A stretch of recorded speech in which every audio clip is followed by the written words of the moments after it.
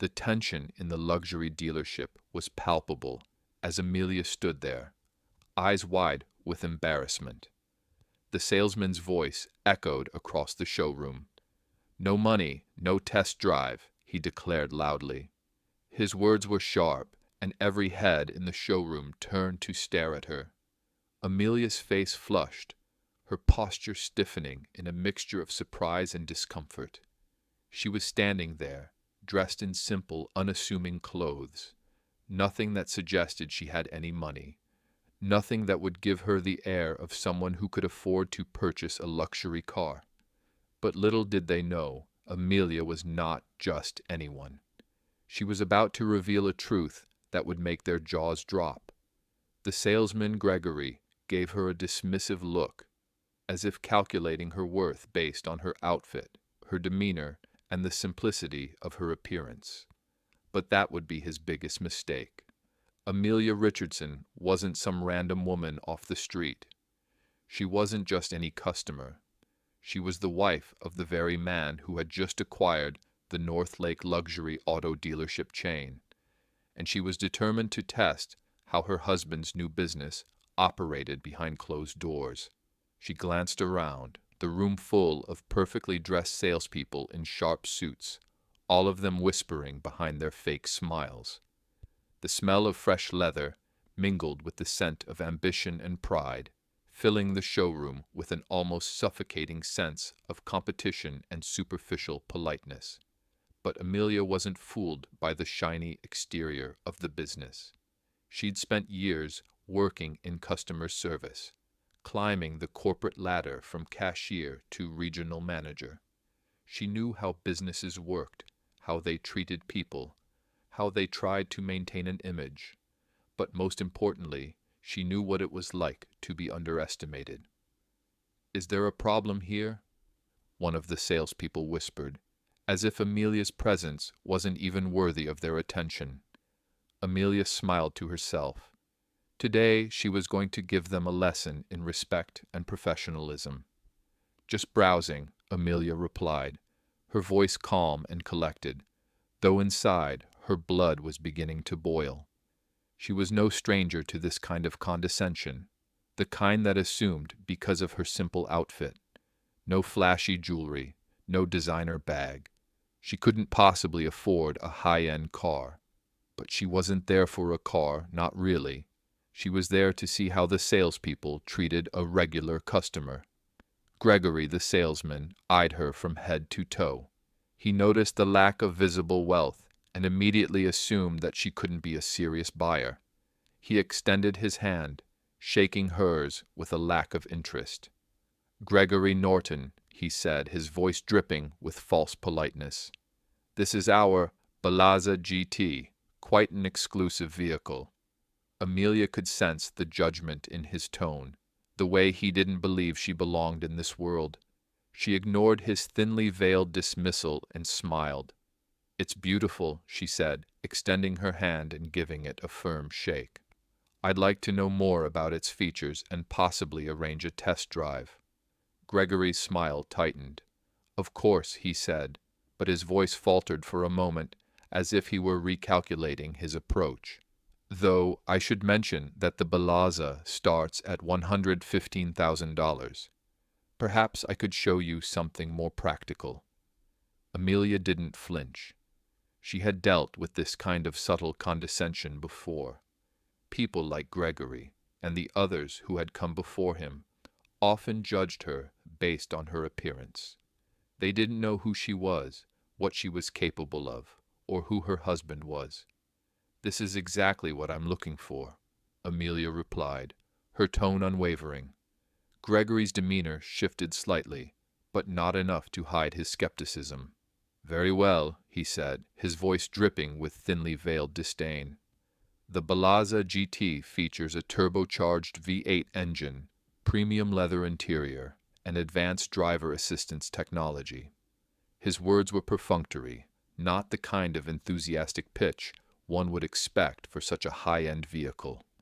As he spoke, Amelia noticed two other salespeople watching her from across the showroom. Their eyes were calculating, assessing her worth. silently judging. Amelia's blood began to boil, but she remained calm, keeping her cool. She had learned long ago how to handle these situations, how to keep her emotions in check, how to turn the tables when people underestimated her. I'd like to experience how it handles. Could we arrange a test drive now? Amelia said, her words crisp and firm. Gregory's face faltered for a moment, the practiced smile slipping. I'm afraid our test drives require pre-approval from our finance department. Perhaps if you'd like to discuss financing options first, we can— I don't need financing, Amelia cut him off, her voice steady and controlled. The frustration that had been building inside her was now threatening to spill over, but she kept it in check. I'd prefer to pay in full. Gregory's eyebrows shot up. I see, he said, clearly surprised. Well, our policy still requires verification of funds before test driving vehicles in this price range. I understand, Amelia replied, her voice never wavering. Would you like to see my bank statement? Gregory's eyes narrowed. That would be helpful, he said, his tone suggesting he didn't expect much. Amelia reached into her pocket, pulling out her phone. She opened her banking app, prepared to show him her balance. But before she could even show it to him, Gregory cleared his throat. Perhaps we should discuss this with my manager, he said, his eyes flicking nervously to the side, clearly uncomfortable with the direction the conversation was taking. Amelia understood exactly what was happening. This was a tactic. They were trying to make her feel small, trying to force her into a corner where she'd either walk away or be humiliated in front of the other customers. But Amelia wasn't going to back down. Lead the way, she said calmly. Gregory motioned toward a glass-enclosed office at the far end of the showroom. The manager, Kenneth Peterson, was seated behind a large desk, his posture as stiff as the walls surrounding him. As they walked, Amelia noticed how Gregory positioned himself slightly ahead, subtly signaling his sense of superiority. But Amelia had seen it all before. The unspoken cues, the invisible power dynamics. She had spent enough years in corporate to know exactly how these games were played. The office door opened and Kenneth looked up. His eyes flicked over her quickly, as if sizing her up, just like Gregory had done. But this time, Amelia wasn't going to let them get away with it. She wasn't just a regular customer. She was the future of the dealership. She was the one who was going to make sure the staff was held accountable for their actions. Is there a problem? Kenneth asked, his voice smooth and condescending. Just Amelia is fine, she replied, extending her hand with a firm grip. Ms. Amelia is interested in the Baza GT, Gregory said, his voice still dripping with skepticism. Kenneth glanced at her, his eyes flicking up and down as if trying to place her. The lack of recognition made her all the more determined to get to the heart of the matter. She wasn't going to let them treat her like this. She was going to make sure they knew exactly who they were dealing with. Amelia took a deep breath and smiled. Yes, the Baza GT. I'm interested in that model. Kenneth's smile widened, though it was far from friendly. Understandable, though there are many vehicles that offer reliability and comfort at various price points. Amelia remained composed. I've done my research. The Baza GT is perfect for my needs. Kenneth's smile remained fixed, but it was clear that he was about to try to steer her away. Research is wonderful, but we have extensive experience in this industry. Our expertise allows us to guide customers to appropriate choices. Amelia's patience was beginning to wear thin, but she held it in check. I would like to test drive the Baza GT. Kenneth's eyes narrowed as he leaned forward slightly. Test driving our premium vehicles requires certain financial prerequisites, he said, his voice cold. We can't simply allow anyone to take a $115,000 vehicle out for a spin. Amelia raised an eyebrow. Anyone? Kenneth faltered. I mean, of course, our policies require verification before we allow a test drive. Amelia's voice was calm but firm as she cut him off. I can pay cash. Kenneth hesitated, but his response was still dripping with condescension. Even with available funds, we have a responsibility to ensure our vehicles are matched with appropriate buyers. Amelia's eyes narrowed. She could see the pattern now. They were doing everything they could to discourage her from test driving the car. She was being deliberately excluded, but she wasn't going to let them get away with it. I understand, she said, her voice steady, but I'd still like to test drive the Baza GT. Kenneth's smile faltered for a moment, but then he turned and motioned for Gregory to take over. Amelia stood her ground, watching the salespeople and managers as they exchanged knowing glances. She had seen enough. It was time to make her move. The showroom grew quiet as Amelia took a deep breath and sat back, watching the proceedings unfold. Her heart was racing, but she didn't let it show. She'd been in enough high-pressure situations before to know that the key to maintaining control was composure. And right now, the only thing she needed to do was wait. Wait for the moment when everything would change. The moment when her husband, Daniel, would walk into the dealership and make everything clear. Kenneth, seemingly oblivious to the tension in the air, smiled again, this time more thinly. You'll need to understand, he said, folding his hands on his desk, that we have protocols in place for a reason. We have to ensure that our vehicles are handled appropriately and that our clients are qualified. Amelia felt a flicker of anger rise inside her, but she kept it in check. She had heard the same tired excuses in corporate offices and luxury businesses time and again. But this was different. She wasn't just a regular customer. She wasn't someone who would be dismissed easily. I understand perfectly, Amelia said calmly, her voice even. I understand your policies. What I don't understand is why I'm being treated like I don't belong here. You assumed that because of my clothes, I couldn't afford your most expensive vehicle. And now you're assuming that I'm not qualified to drive it. It's not just the policies, it's the attitude. Kenneth's smile faltered for a second, and Amelia knew that he understood exactly what she meant. He was just too proud to admit it. He had made assumptions about her based on her appearance, and he was about to learn that he had made a huge mistake. Before Kenneth could respond, the door to the showroom swung open with a soft whoosh. Amelia felt a shift in the air as soon as she saw who had entered.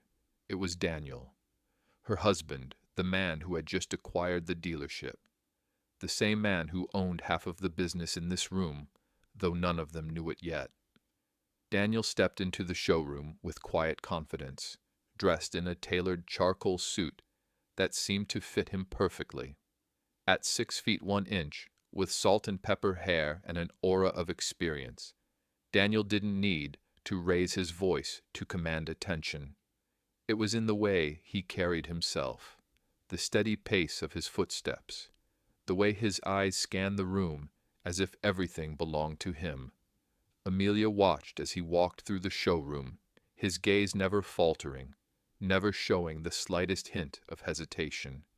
It was a quiet confidence, the kind of poise that came from building something substantial from nothing. He paused for a moment just inside the entrance, taking in the scene with a discerning eye. His sharp gaze landed on her, and Amelia felt a wave of relief wash over her. He had arrived. The salespeople, who had been pretending to work while watching Amelia, suddenly stood up straighter. They all recognized Daniel, but none of them seemed to know exactly how to approach him.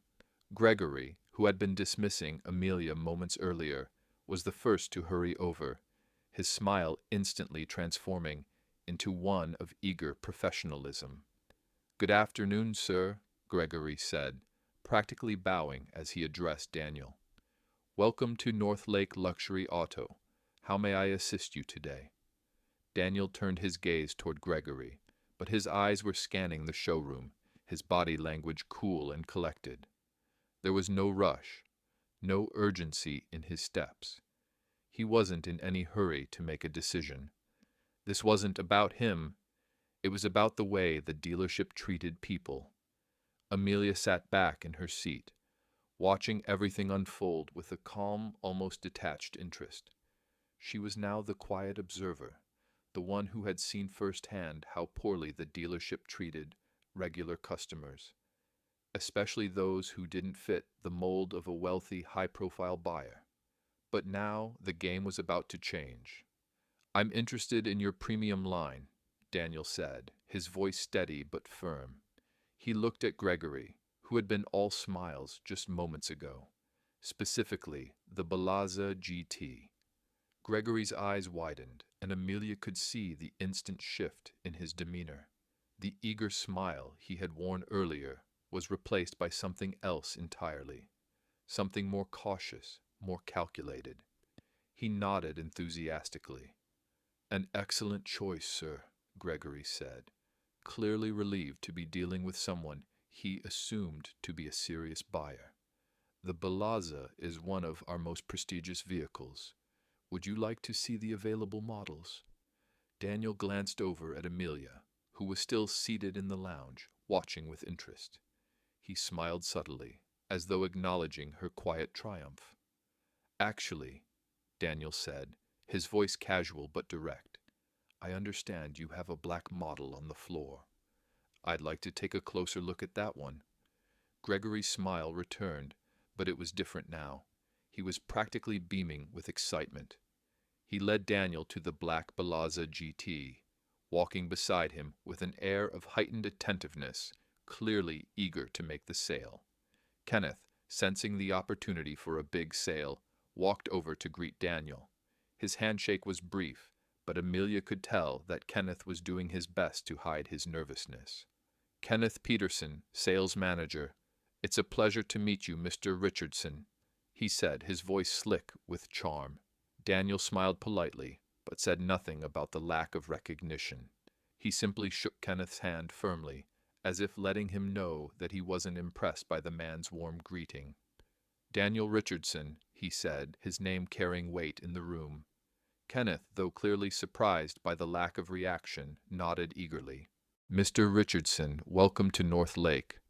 I see Gregory is showing you the Balaza GT. It's one of our most prestigious models." Daniel nodded, his gaze focused on the vehicle in front of him. "Yes, it caught my eye immediately. I'd like to take a test drive, please." Gregory practically glowed with enthusiasm. "Absolutely, Mr. Richardson. We can have that arranged right away. Would you like to see the vehicle specifications while we prepare the paperwork?" Daniel glanced back at Amelia, who was still seated in the lounge, watching intently.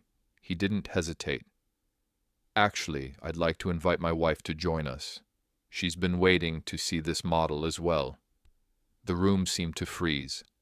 Amelia could feel the eyes of every salesperson on her as she stood up from her seat. She had been waiting for this moment, the moment when the staff would realize who she was. She walked over to Daniel, her simple white blouse and pink cardigan now the center of attention. She gave Daniel a quick kiss on the cheek, and then turned to Kenneth with a pleasant smile. "Mr. Peterson and I were just discussing this exact model earlier," Amelia said, her voice calm and even. "He was explaining why I couldn't test drive it." Daniel raised an eyebrow, his gaze shifting to Kenneth. "Is that so? I'd love to hear about that policy." The color drained from Kenneth's face as the realization hit him. His eyes darted between Amelia and Daniel, and he suddenly looked like a man who had just been caught in a lie. "Mrs. Richardson," he stammered, the name now taking on a new significance. "There seems to have been a misunderstanding." Gregory stood frozen, his mouth slightly open. The entire showroom had gone eerily quiet. Salespeople leaned in, listening closely to the conversation. "No misunderstanding," Amelia replied calmly. "You were quite clear. The Balaza GT isn't appropriate for someone like me. I believe the exact phrase was "no money, no test drive." Daniel's eyes hardened as he turned to Kenneth. Interesting policy, especially considering my wife's name is on half of the ownership documents of this dealership. Kenneth swallowed hard, his throat dry. Mr. Richardson, if I had known— That's precisely the problem, Daniel interrupted, his voice low but steady. You shouldn't need to know who someone is to treat them with respect. Amelia placed a gentle hand on Daniel's arm, signaling that she wanted to handle this herself. He nodded almost imperceptibly, understanding exactly what she needed to do. Mr. Peterson, she said, her voice firm but calm, I came here today to experience your dealership as an ordinary customer. I wanted to see how you treat people when you think no one important is watching. The salespeople in the showroom were no longer pretending to work. They were all watching, some with guilty expressions, others with wide-eyed curiosity. Amelia looked around, making eye contact with several of them. I spent 15 years in customer service before meeting Daniel, she continued. I worked my way up from cashier to regional manager. I know the difference between following protocol and deliberate humiliation. Kenneth's attempt at recovery was painful to watch. Mrs. Richardson, I assure you, if there was any impression of disrespect— There was more than an impression, Amelia cut in, her voice steady but firm. There was a systematic effort to make me feel unwelcome, based solely on how I look and what I wear. Daniel stepped forward, addressing the entire sales floor. I acquired this dealership because of its reputation for excellence, but clearly that reputation is built on exclusivity rather than service.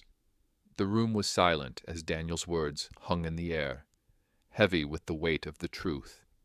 Amelia could see the shock in the eyes of the salespeople, their carefully constructed facades beginning to crack. For those who don't know, Daniel continued, his voice carrying throughout the showroom, I'm Daniel Richardson of Richardson Auto Group. As of last week, we own this dealership. The implications of his words were clear. The dealership was about to change, and so was the way they treated their customers.